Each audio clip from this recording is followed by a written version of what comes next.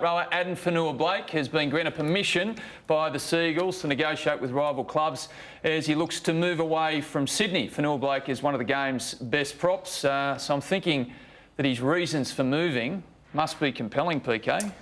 Yeah, I think the wife had a little bit to do with it, Ben. Generally, when the wife speaks, the decision's made. So Addin Fonua-Blake's wife no longer wants the family living in Sydney? Manly put out their explanation, the best that they've given is family reasons. But we understand it's a little bit deeper than that, that he's probably got some links to his past a little bit that he needs to get away from. And apparently his wife said, let's just move out of here and get out of Sydney, and that's what they're doing. Look, earlier in the season, he fell away after he had that incident with the match official with respect to form, and injury didn't help his cause. But at the top of his game, Hoops, he's one of the most damaging front rowers in the game. This wouldn't have been an easy decision for the Seagulls.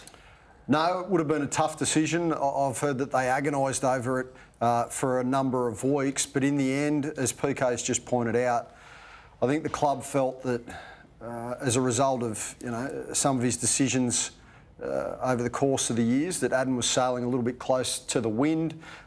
He's got links with some people who have been involved in gangs and those sorts of things over the years, and I just think that the club's decided it's in everybody's best interest, and at Addin's request, we should point out, he wants to get out of Sydney. From my understanding, though, it's not going to be an overnight decision, or Manly aren't going to just let him go. It sounds like it's a bit similar to Josh Addo-Carr's situation. They want a like-for-like player, or they want some sort of compensation. Well, they're able to do that, because he's still contracted. He's got 2 more years to run at Manly. So but that's not going to be straightforward, though, right? Well, it won't be straightforward, no. But I actually think it'll happen pretty quick, Lars, because he's on $850,000 next year and the year after at the Seagulls. The Warriors have come straight in and just matched that offer. So they've put a 3-year offer on the table to his management today. But what do Manly get out of that?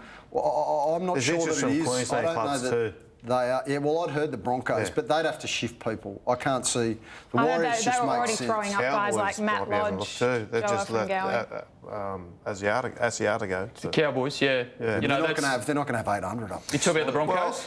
They had that money for David Fifita.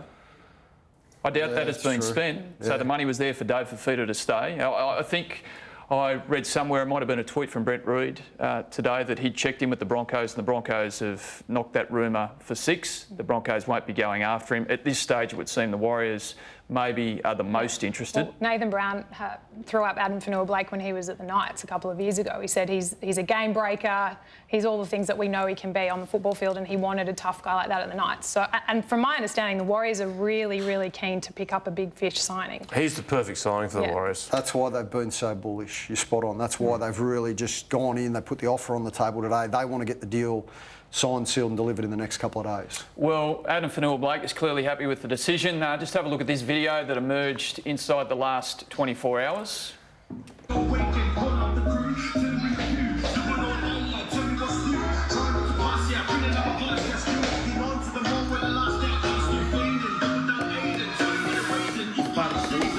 So look, I get that he's probably happy that things are going to fall his way, but I can't imagine that having that sort of stuff in the public domain is going to help his cause when negotiating with his next club.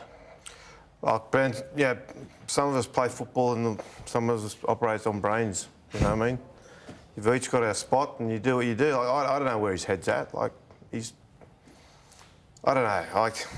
That's just, after this has all come to a resolution, and that's how he celebrates and puts it out there. There's no concept of the bigger picture here, I think, sometimes.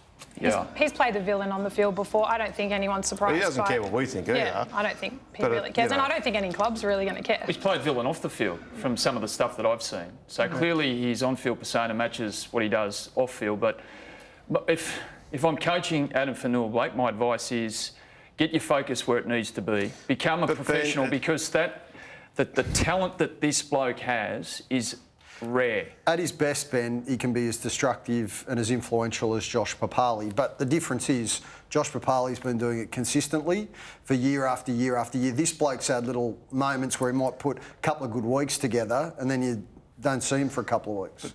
Dumb, dumb decisions and silly decisions like we see there to sort of big note and carry on and put the gangster act on, which is an example there, is the reason he's got to lose Sydney. That sort of behaviour, that's a small example of bigger behaviour, which is the reason he's got to lose Sydney. Yeah, get it right and the upside is huge, that's for sure. Now, another transfer news, Panthers